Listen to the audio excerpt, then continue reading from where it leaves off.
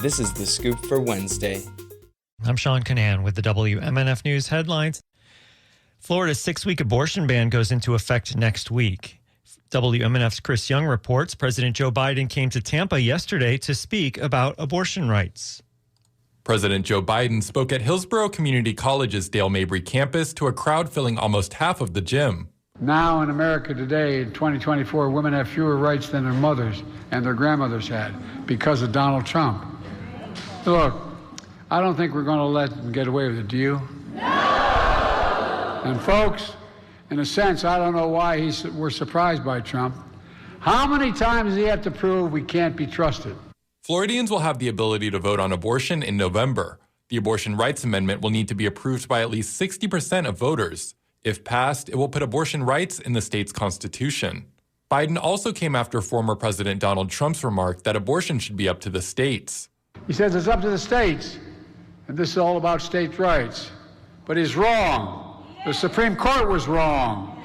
There should be a constitutional right in the federal Constitution, a federal right. Also speaking were a variety of abortion rights leaders and Tampa representatives, including State House Minority Leader Fentress Driscoll.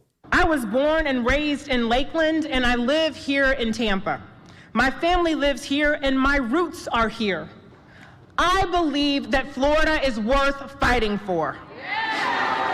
Adam Hattersley, a former Hillsborough County representative, felt energized after the event ended. I thought the president was extremely strong on this position, showing that America is behind women and women's rights, and women are going to come out in 2024 to show the world exactly what kind of political power they have. A March poll from WMNF showed Trump leading Biden in Florida among all age categories. For WMNF News, I'm Chris Young in Tampa. Meanwhile, across campus, Free, free, free Gaza! Free, free, free Gaza! Biden, Biden, you can't hide! Biden, Biden, more than 100 anti-war demonstrators protested against Biden. They take issue with the Biden administration's support of Israel's attacks on Gaza. Ali Abdelkader is an organizer with the Party for Socialism and Liberation. We are here because Joe Biden is coming to Tampa. Joe Biden, who has been funding the genocide in Gaza, who has been arming the Israelis, who has supported them all the way through this process. Joe Biden, who, if he wanted to, could, with a stroke of his pen, stop sending weapons to Israel, force Israel to do an immediate and permanent ceasefire. He is complicit in this. He is complicit in war crimes in the Gaza Strip. All of the tens of thousands of people who have died, the millions who are currently starving in the Gaza Strip, he is complicit in that. And now he is coming to Tampa to talk about how he cares about women. To talk about how he cares about women? Give me a break. He does not care about the women in Gaza. If he thinks that he's going to win Florida while he's supporting a genocide, he has another thing coming. We are here to say, no, Genocide Joe, you are not welcome here in Tampa, and we're going to remind you of that fact. We're not going to let you forget it. That's Ali Abdelkader, an organizer with the Party for Socialism and Liberation. He spoke yesterday at a pro-Palestine demonstration in Tampa. More than 100 people protested before President Biden's speech on the HCC Dale Mabry campus. The PSL's presidential nominee is Claudia de la Cruz.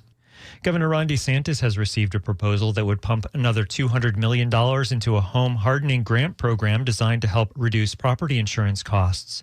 The bill was passed during the recent legislative session. During a special session last year, the legislature steered $176 million to the popular My Safe Florida Home program to cover a backlog of 17,000 grant applications. The program offers grants up to $10,000 to help residents upgrade homes and qualify for property insurance discounts. The man who fatally shot himself last week after calling in a bomb threat to the Tampa headquarters of the Florida Department of Transportation was an engineering consultant who had a public disagreement with the agency officials last year. The Tampa Bay Times reports that Greg Parsons made his grievances known in public meetings, on YouTube, and on his website. He lashed out against local officials who passed over his submission for a project to unclog congestion at the intersection of US 41 and State Road 54 in Land O'Lakes. It will be sunny and hot today with highs in the mid-80s. Tonight, clear with overnight lows in the low 60s. Tomorrow, sunny and hot, highs in the high 80s. I'm Sean Canan with the WMNF News headlines. This is The Scoop, recorded at WMNF Tampa.